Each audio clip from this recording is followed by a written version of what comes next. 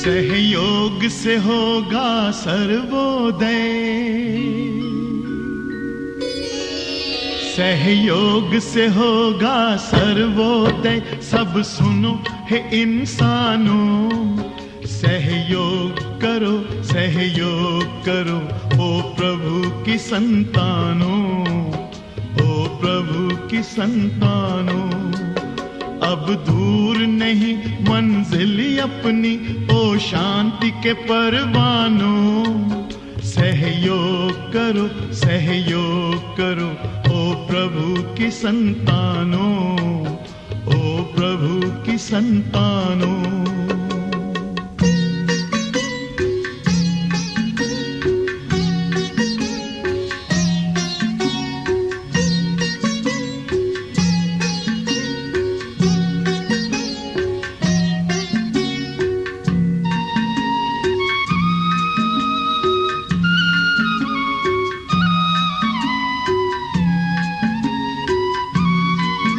सहयोग का ये आंदोलन है, सद्भाव का आंदोलन, सद्भाव का आंदोलन। देते हैं समस्त जगत को आज हम एक सात्विक चिंतन, एक सात्विक चिंतन।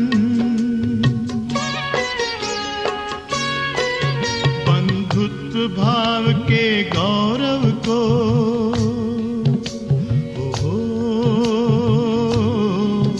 बंधुत्व भाव के गौरव को, ओ जग वालों जानो।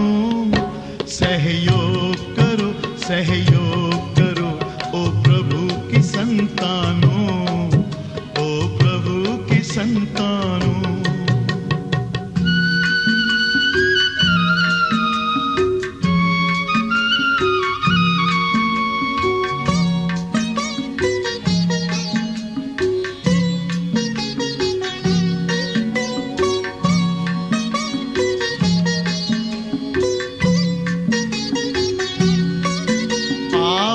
हम सब मिलकर कर दें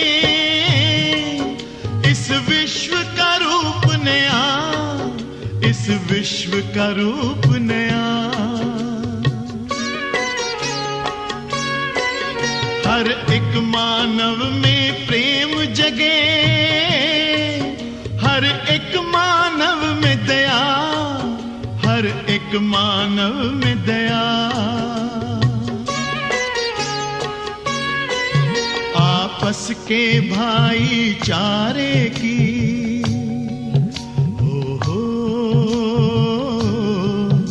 आपस के भाईचारे की महिमा तुम पहचानो। सहयोग करो, सहयोग करो, ओ प्रभु की संतानों, ओ प्रभु की संतानों।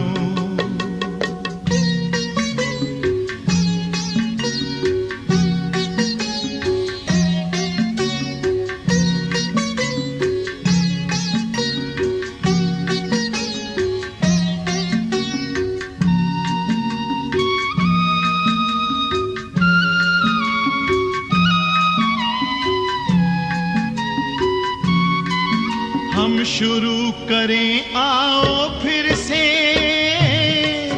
पूर्वजों की परंपरा, पूर्वजों की परंपरा। एक ही सूत्र में बांधे हम ये सारी वसुंधरा, ये सारी वसुंधरा।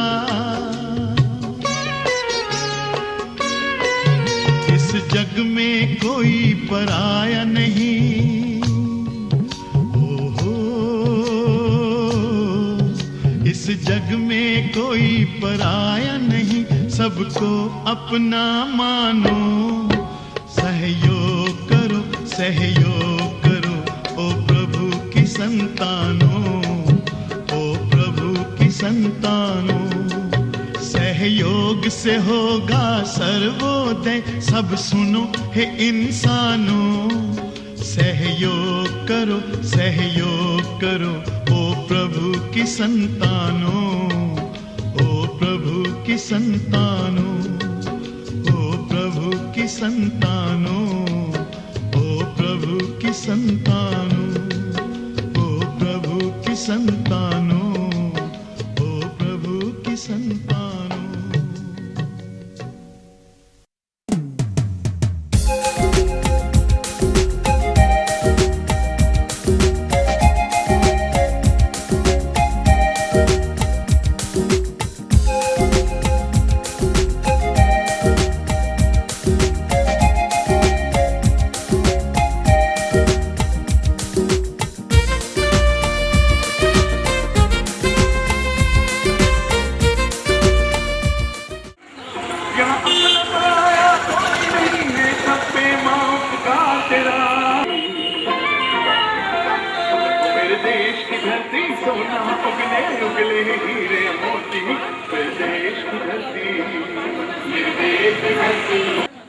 मित्रों, भारत रक्षा दल का गठन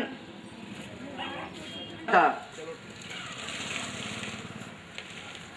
उन क्रांतिकारियों के सपनों को पूरा करने के लिए समाज,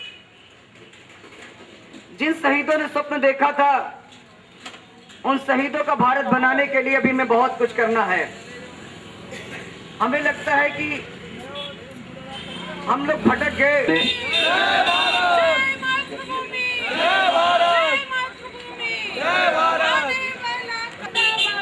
इस पर्चे को पढ़ के मुझे लगा कि कुछ जिंदा और जवान लोगों का संगठन है। ये शरीर भले उम्र दराज दिखती हो, लेकिन यहाँ पर किसी का मन उम्र दराज नहीं। ये मन जवां है, और जवां मन दुनिया में कुछ कर सकता है। खास करके रक्षा का सवाल तो जवां मन का ही सवाल है। जो लोग दुर्व्यवस्था देख करके हार गए हैं, वो चाहे 20 साल के हों, लेकिन वो बुढ़े ही हैं। लेकिन कोई 90 साल का व्यक्ति दुर्व्यवस्था से लड़ने के लिए कमर कस लिया हो तो वो जवान है। मैं आपके इस जवान दिल का इसके सामने नमन करता हूं।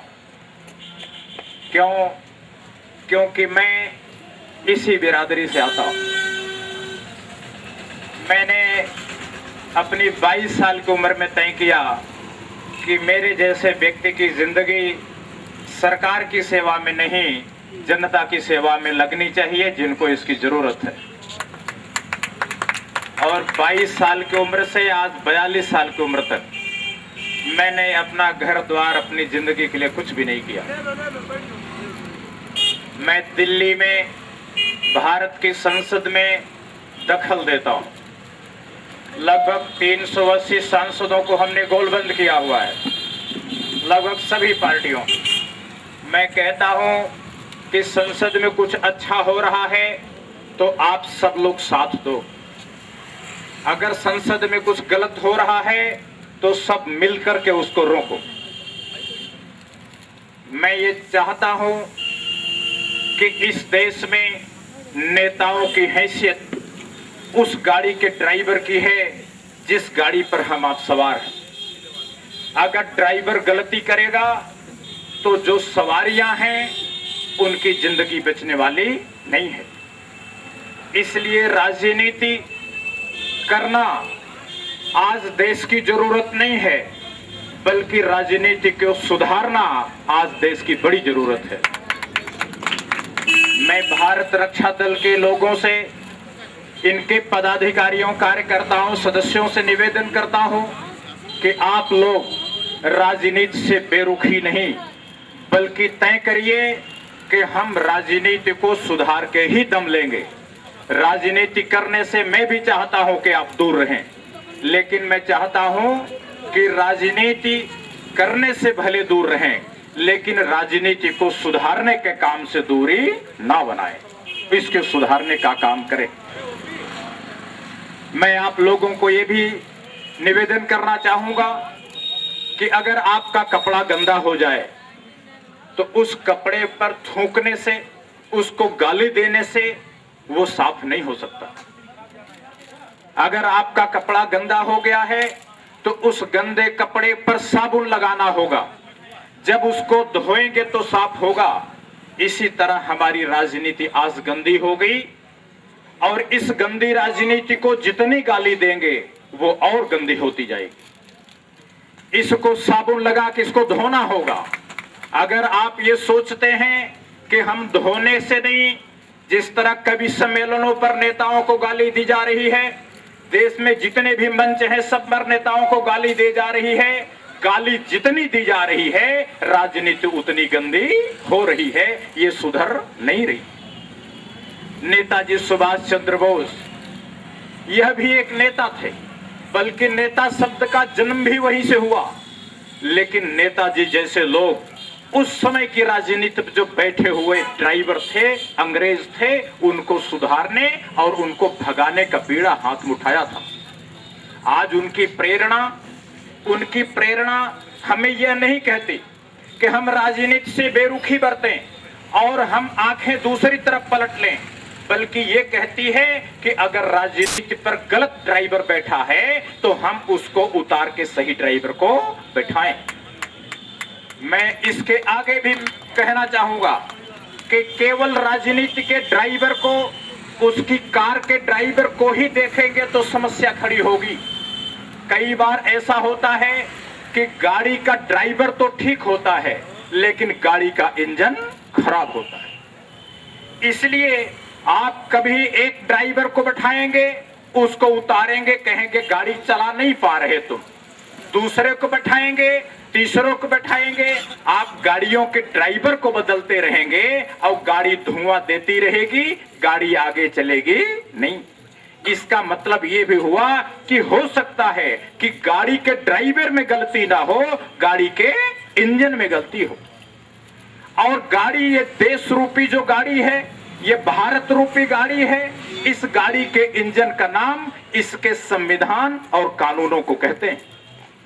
अगर भारत के संविधान में, भारत के कानून में दोष होगा, उसका पिस्टन खराब होगा, उसकी रिंग खराब होगी, तो फिर ये ड्राइवर चाहे जितना बदलिए, कांग्रेस, बीजेपी, सपा, बसपा और भी 10-20 पार्टी लाइए, ये गाड़ी इसी तरह धुआं देके खड़ी रहेगी, ये आगे नहीं बढ़ेगी। इसलिए मेरे मित्रों, मेरे भाइयों, मेरे बहनों, मैं आप लोगों से निवेदन करूंगा कि भारत रक्षा दल, आपके दिल में जज्बा बहुत अच्छा है, लेकिन जो करें उसमें सोचना समझना बहुत जरूरी है।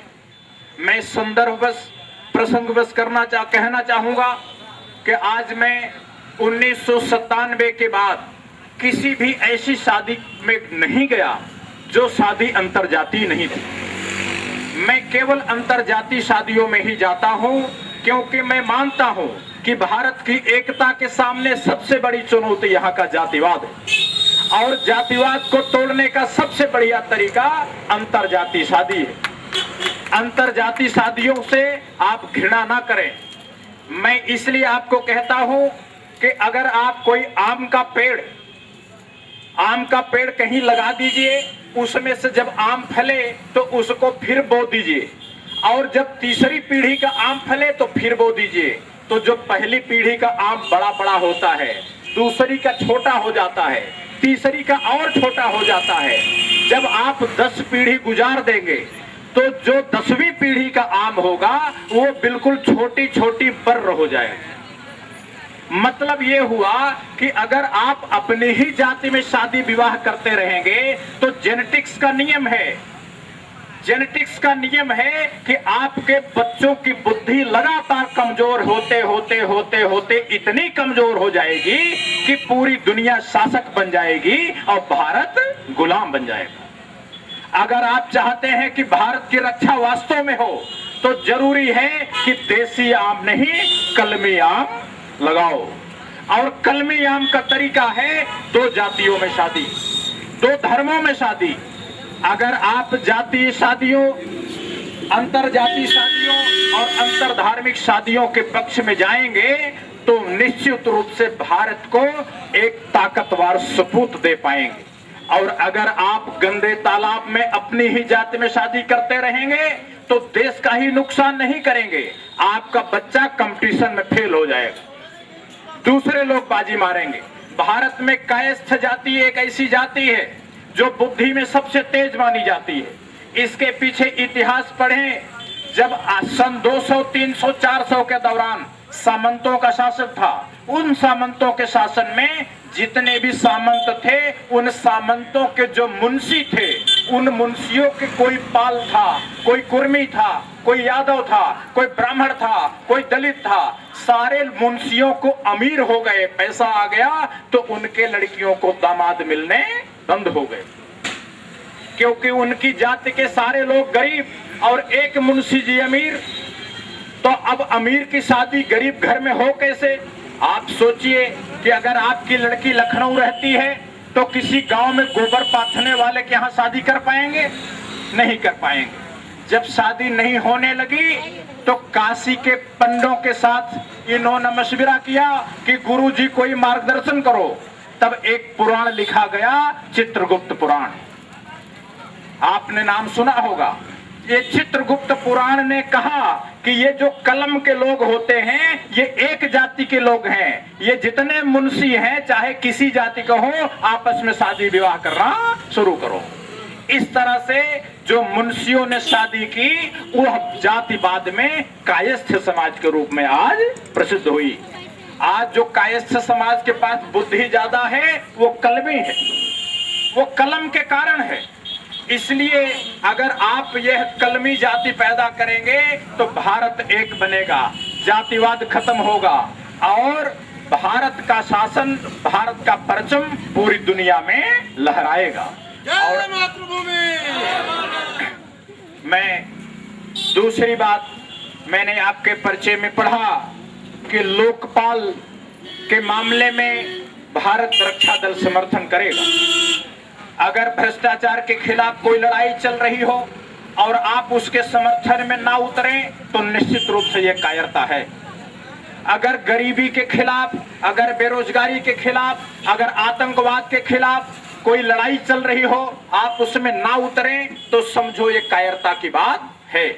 लेकिन मेरे भाइयों, मेरे बहनों, मैं आपसे जानना चाहता हूं, क्या इसमें से कितने लोग हैं जो अन्ना हजारे के जो लोकपाल, जन लोकपाल विधेयक था उसको लाइन बाई लाइन पढ़े हुए? अगर कोई व्यक्ति लाइन बाई लाइन पढ़ा हुआ है तो मुझे हाथ उठा करके बताने की कोशिश करें कि जिन्होंने अखबार में नहीं, टेलीविजन चैनल में नहीं, जिन्होंने उस कॉपी को पढ़ा हो जो उस विधेयक में लिखा हुआ है, कितने लोगों ने पढ़ा है? इसलिए मैं आप लोगों को आगाह करना चाहता हूं, आप लोगों को आगाह करना चाहता हूं कि सुनी सुनाई बातों की बजाय पहले उसको परख लीजिए, परखने के बाद उस पर कोई कदम उठाइएगा तो ठीक होगा। क्योंकि ये जो रक्षा का मामला है, अगर रक्षा मंत्री और देश का थल सेनाध्यक्ष, जल सेनाध्यक्ष, वायु सेनाध्यक्ष ने परखने में थोड़ी सी चूक की तो देश पर बड़े हमले हो जाएंगे और देश लड़ाई हार जाएगा। मेरे भाइयों, मैं आपको बताना चाहता हूं कि जब संसद में लोकपाल स्टैंडिंग कमेटी बनी लोकपाल पर बनाने के लिए, तो लोकपाल स्टैंडिंग कमेटी ने भारत के मुख्य न्यायाधीश वेंकट चलैया को, जे.एस. वर्मा को, संयुक्त राष्ट्र संघ को और मुझे भरत गांधी को बुलाया, संसद में विशेषज्ञ के तौर पर बुलाया था। और उस कमेटी में हमने संसद की स्टैंडिंग कमेटी के सामने, अभिषेक मनु सिंह भी उसके चेयरमैन थे, मैं चेयरमैन के सामने कहा, उन्होंने कहा कि Mister Gandhi, I would like to know your opinion especially on the provisions of the Lokpal bill which is produced by the government and also which is produced by the Anna Hazare team. हमने कहा, mister Singhvi, I have not present here to say something about the Lokpal bill, but I am present here to say something extra.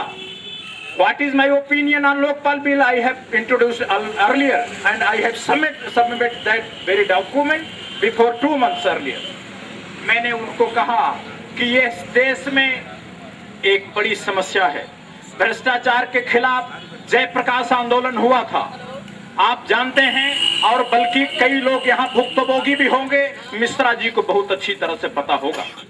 Jayaprakash आंदोलन जब हुआ तो उस समय बात आई थी कि देश में भ्रष्टाचार खत्म किया जाएगा, संजय गांधी की तानाशाही खत्म की जाएगी और व्यवस्था बदला जाएगा। ये 3 मुद्दे जयप्रकाश आंदोलन के थे। लेकिन उसके परिणाम क्या हुए? उसके परिणाम क्या हुए? उसका परिणाम ये हुआ कि सत्ता बदली, लेकिन जब व्यवस्था परिवर्तन की बात आई तो जयप्रकाश जी ने कहा कि महात्मा गांधी की एक किताब है हिंद स्वराज, वो हिंद स्वराज बांटा। उन्होंने कहा कि इसमें तो कोई व्यवस्था ही नहीं है। वो मामला वहीं पर फंस गया और फिर जितने व्यवस्था बदलने वाले नेता थे ये कुर्ता फाड़ फाड़ करके वो जनता पार्टी समाप्त हो गई। इन नेताओं ने जो उन्होंने वादा किया और देश की 2/3 बहुमत खड़ा हुआ उस समय, लेकिन भ्रष्टाचार नहीं गया बल्कि भ्रष्टाचार बढ़ा।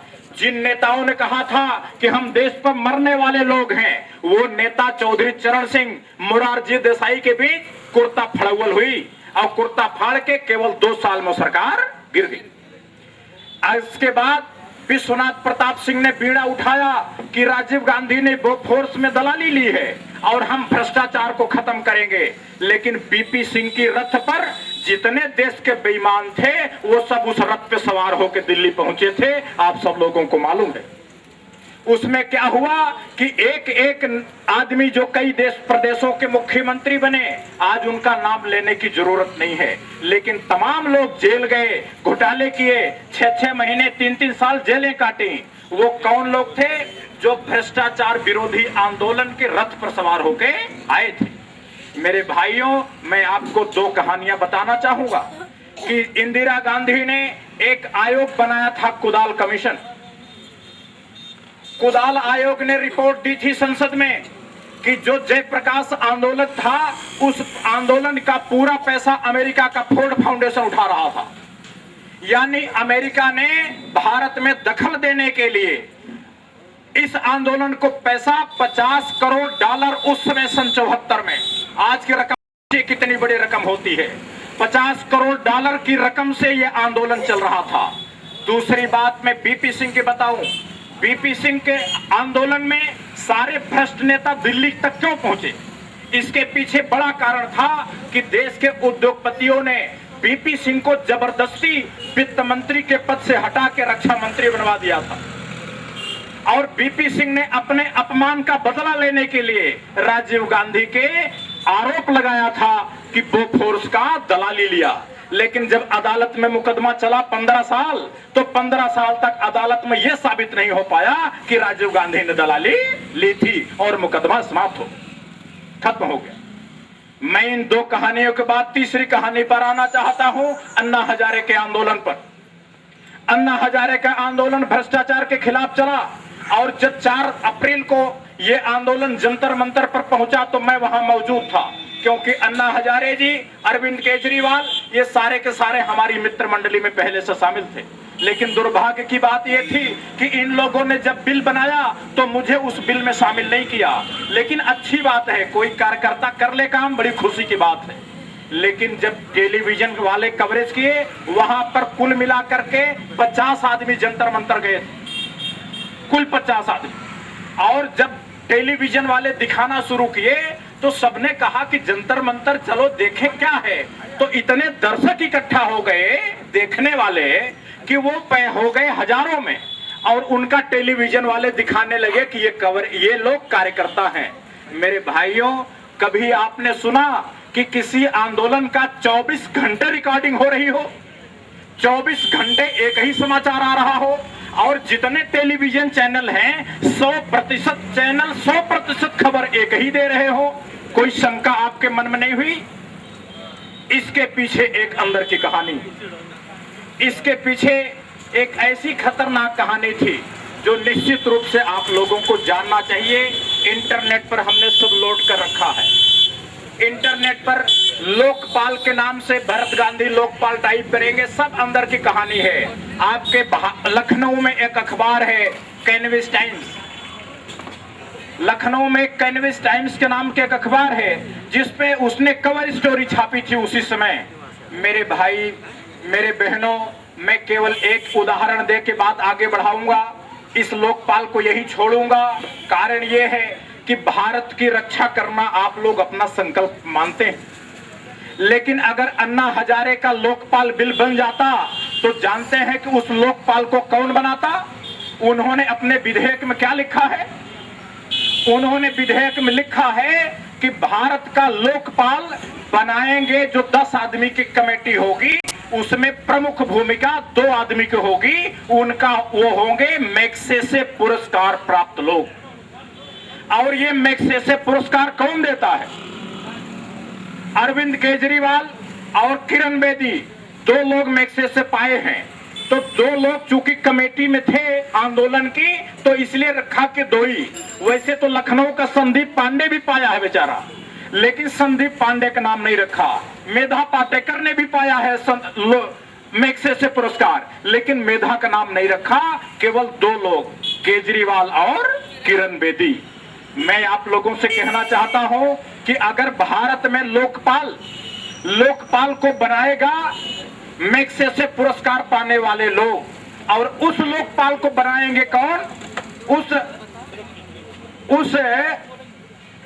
उस जो मैग्सेसे पुरस्कार को देने वाला कौन है? फिलीपींस की सरकार। तो फिलीपींस की सरकार भारत में जिसको कहेगी वो बनाएगा लोकपाल, और वो लोकपाल किसके ऊपर राज करेगा? प्रधानमंत्री के सिर पर, देश की चीफ जस्टिस के सिर पर, देश की लोकसभा अध्यक्ष के सिर पर। तो आप बताइए कि भारत की राज भारत से चलेगा कि फिलीपींस से चलेगा? फिलीपींस से अगर अन्ना जी का लोकपाल बनेगा तो भारत की राज फिलीपींस की गवर्नमेंट का हाथ होगी। मैं इसलिए आपसे कहना चाहता हूं कि भारत की रक्षा करने से, भारत की रक्षा एक बड़ा सवाल है, इसमें छोटी सी चूक बड़ा खतरा पैदा करेगी।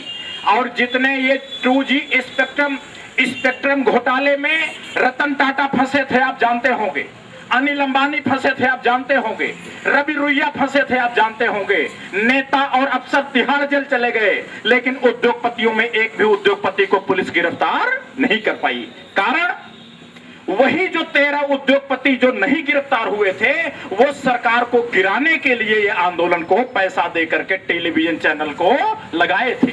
ये कैमरा चल रहा है यहां सामने, मुझे मालूम नहीं कि ये कैमरा टेलीविजन का है कि आप लोग किराए पे लिए हैं। ये कैमरा इसलिए खड़ा है और ये मेरे सामने इसलिए रिकॉर्डिंग कर रहा है कि इसका आपने दिहाड़ी दिया है। ये टेलीविजन चैनल वाले दिहाड़ी पे लगाए गए थे दिल्ली में, और ये 200 करोड़ रुपया रोजाना के ठेके पर थे। ये सब पैसा लेके खबर दिखा रहे थे, देश को एक जहर का इंजेक्शन देने की कोशिश कर रहे थे। लेकिन ये देश, इस देश का लोकतंत्र, इस देश की जनता समझदार निकली। इसने साबित किया कि भारत पाकिस्तान जैसा कमजोर देश नहीं है।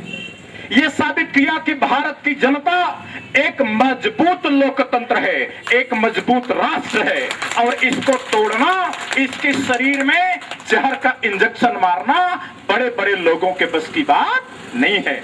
इसलिए मेरे भाई, अन्ना हजारे का विधेयक, सरकार का विधेयक और भरत गांधी का विधेयक, तीनों इंटरनेट पर हैं। आप किसी दिन इंटरनेट खोल करके देखिए कि इनके बीच तुलना क्या है। अगर लोकपाल बनाना ही है तो लोकतांत्रिक लोकपाल बनना चाहिए। सरकार का लोकपाल नेताओं के भ्रष्टाचार को बचाने के लिए बनाया गया, और अन्ना जी का लोकपाल उद्योगपतियों के भ्रष्टाचार को बचाने के लिए बनाया गया। लेकिन इन दोनों का लोकपाल भ्रष्टाचार का खत्म करने के लिए नहीं बना।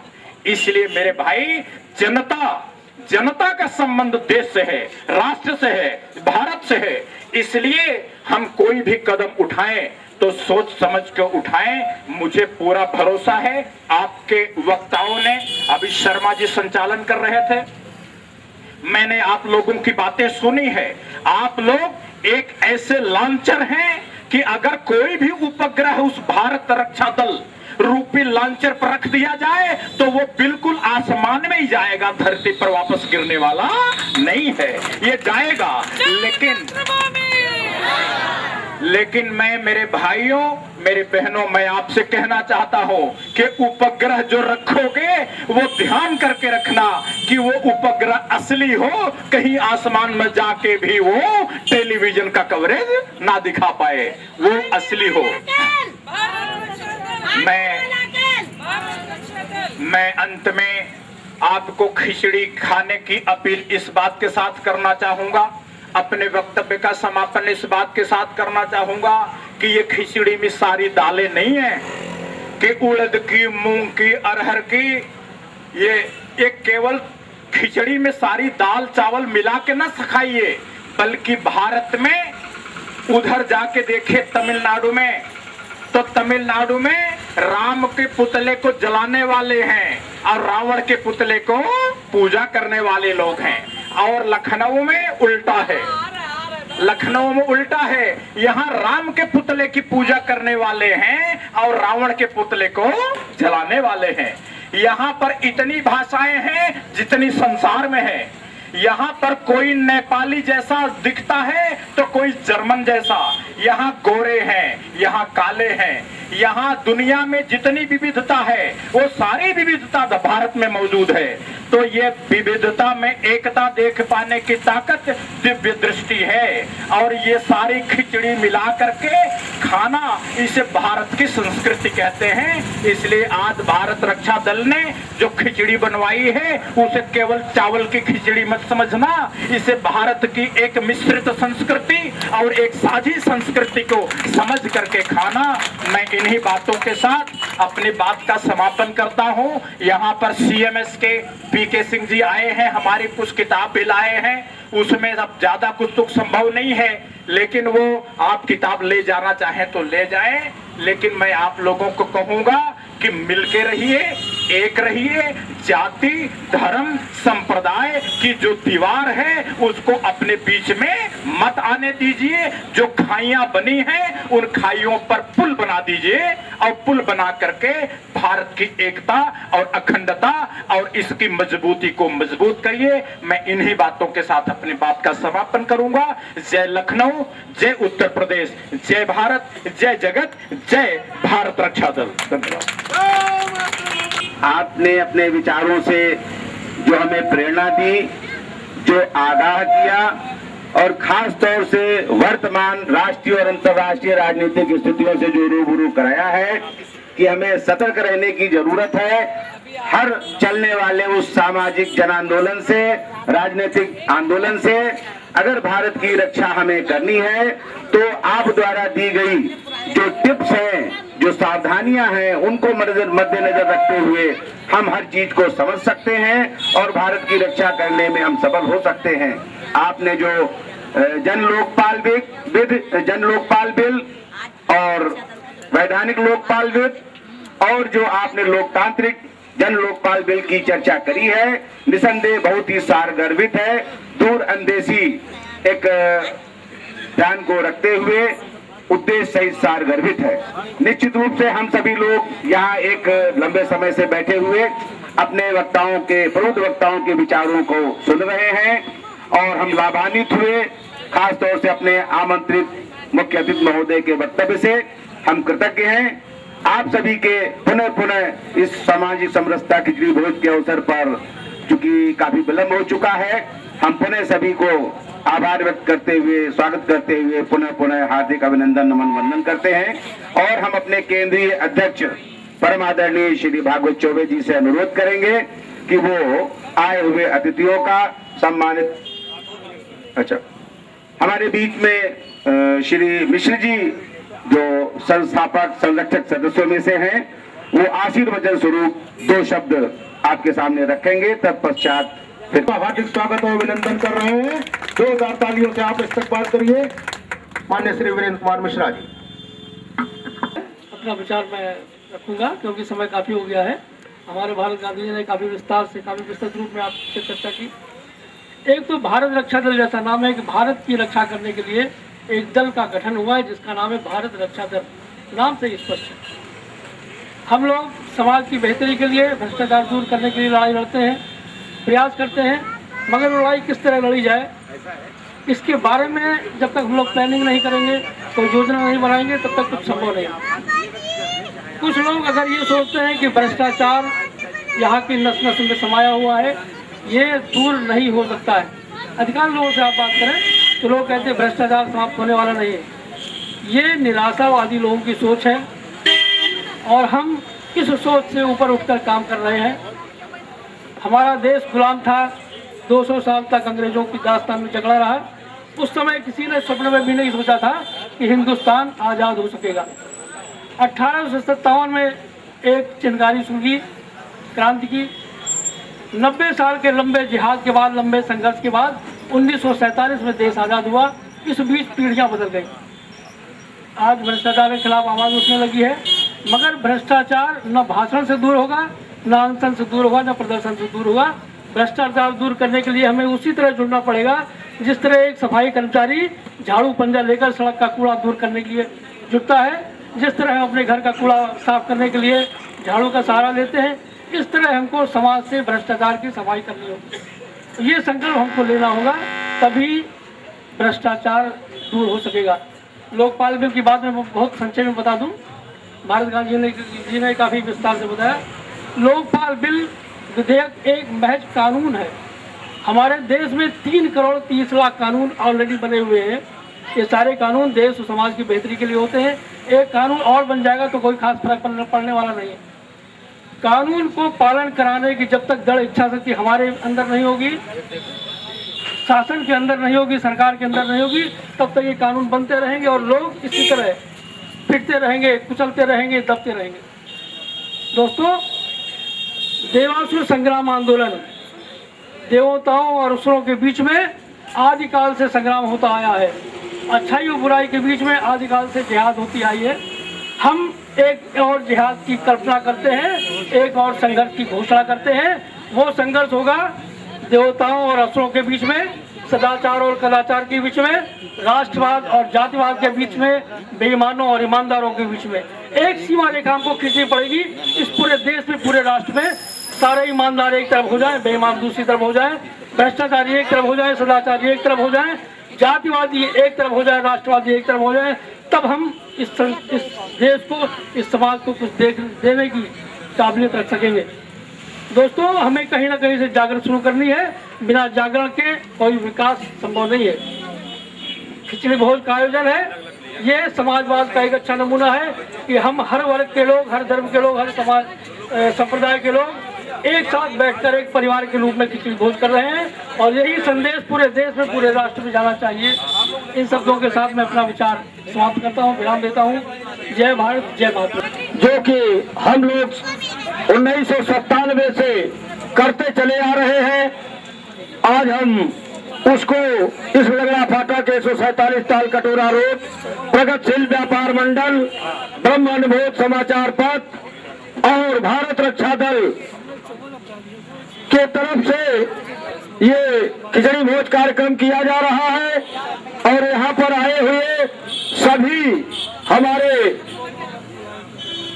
माननीय श्री गांधी जी और अनुशासन मंडल के अध्यक्ष हमारे भाई बड़े श्री महेंद्र मल्होत्रा जी, संस्थापक और ब्रह्म लेखनी समाचार पत्र के संपादक आदरणीय परम पूज्य गुरु जी मिश्रा जी, हमारे महासचिव प्रमुख श्री अनीस खान जी और संचालक कर रहे हमारे बड़े भाई श्री राम भजन शर्मा जी, संरक्षक माननीय श्री SRS कुशवाहा जी, हमारी बहन शशिकला जी और जया वर्मा जी, साधना वर्मा जी, मार्शल फ्रैंकली जी, सरिता जी और रामरती जी, श्यामा जी, जिला अध्यक्ष भाई युवा क्रांतिकारी अध्यक्ष संदीप सिंह यादव जी,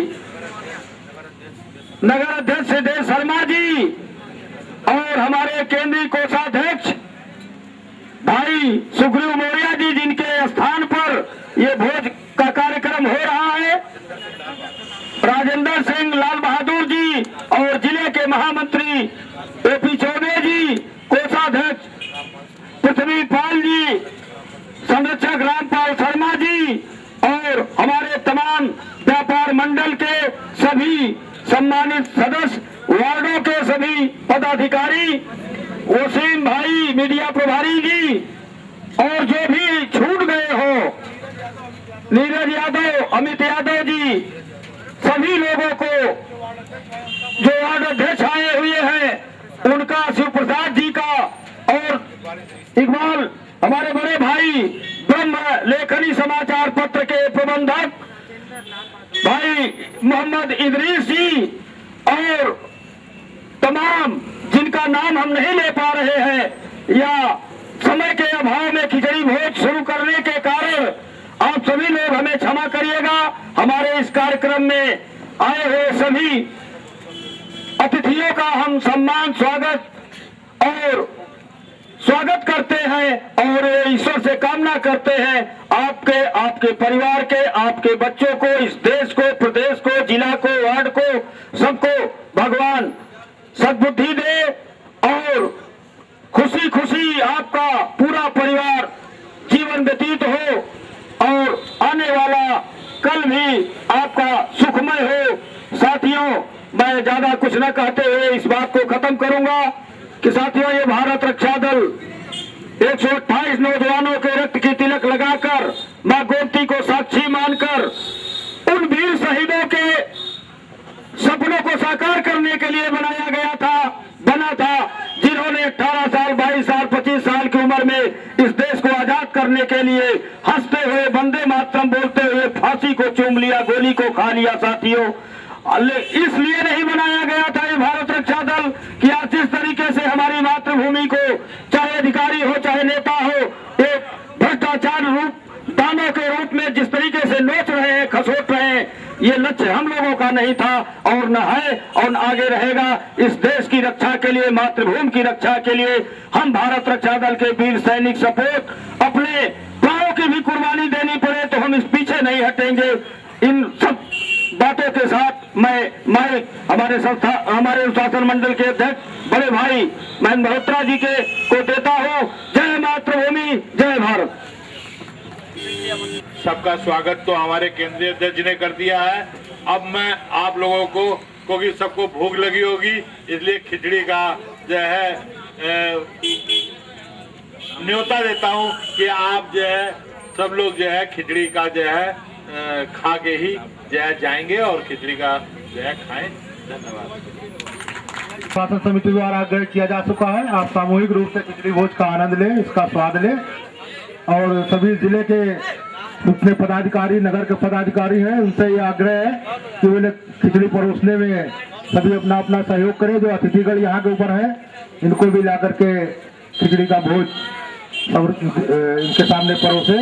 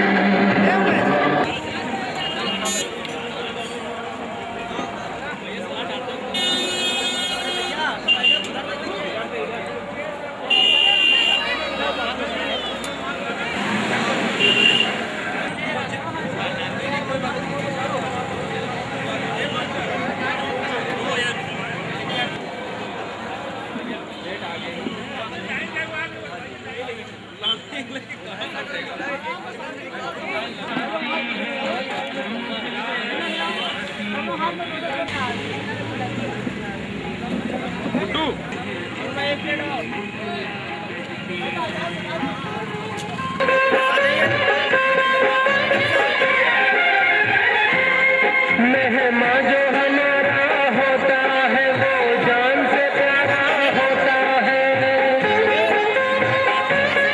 मेहमान जो हमारा होता है।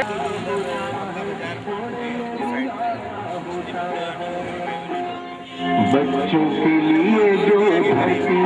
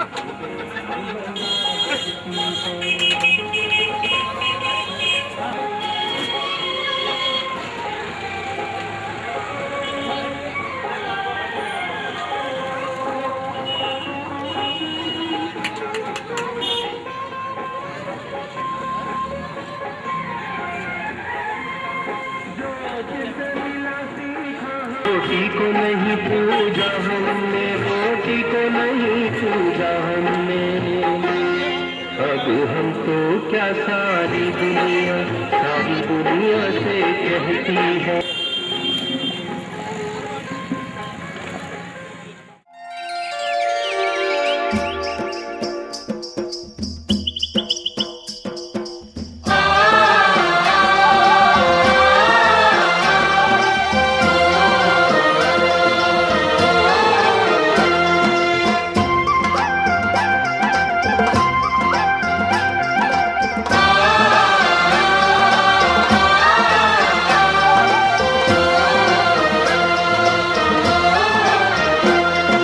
देश की धरती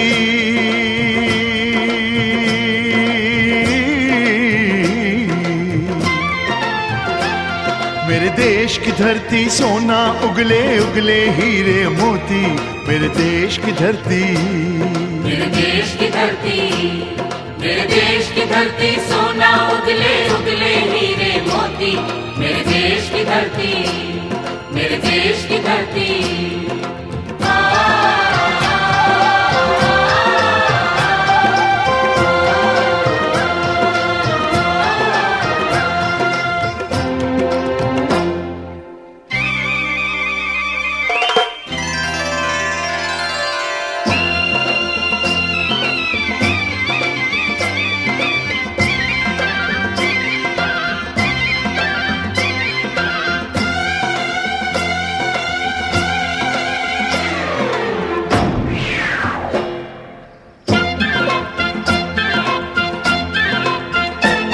बैलों के गले में जब घुंघरू जीवन का राग सुनाते हैं, जीवन का राग सुनाते हैं, गम को सो दूर हो जाता है, खुशियों के कमल मुस्काते हैं, खुशियों के कमल मुस्काते हैं। हो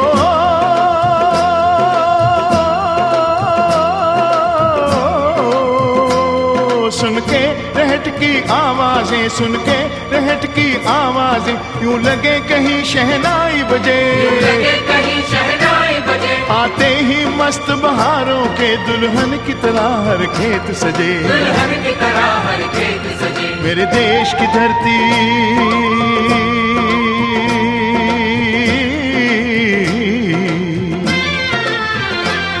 मेरे देश की धरती सोना उगले उगले हीरे मोती, मेरे देश की धरती, मेरे देश की धरती।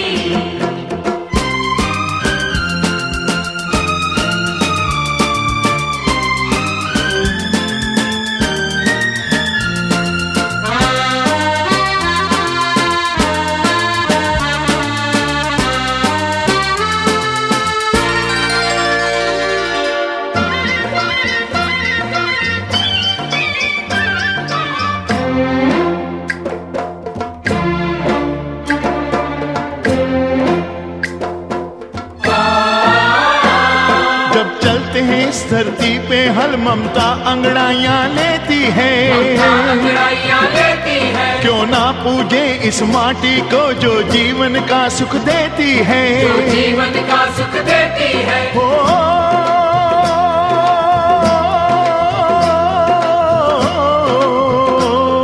इस धरती पे जिसने जन्म लिया, इस धरती पे जिसने जन्म लिया, उसने ही पाया प्यार तेरा, उसने ही पाया प्यार तेरा। यहाँ अपना पराया कोई नहीं,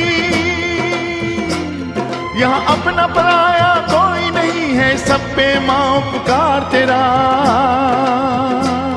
है सब पे माँ उपकार तेरा। मेरे देश की धरती,